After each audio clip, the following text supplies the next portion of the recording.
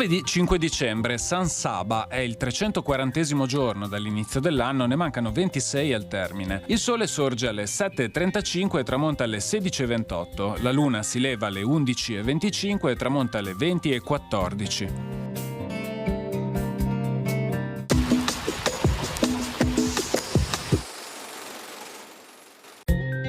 Il vescovo di Castello riconosce di non aver giurisdizione sulla chiesa di San Marco, in quanto cappella ducale. Si ricorda che il vescovo di Castello, poi patriarca di Venezia, risiedeva a San Pietro di Castello e che la chiesa di San Marco diventerà la cattedrale di Venezia solo nel 1807, 10 anni dopo la caduta della Repubblica.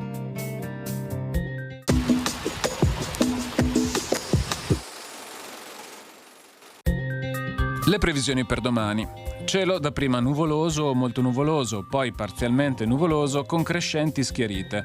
Nelle ore più fredde, probabili parziali riduzioni della visibilità soprattutto sulla bassa pianura e in qualche valle prealpina. Precipitazioni assenti, salvo al più sporadicamente qualche goccia di pioggia sull'entroterra pianeggiante fino al primo mattino, nonché qualche fiocco di neve in montagna.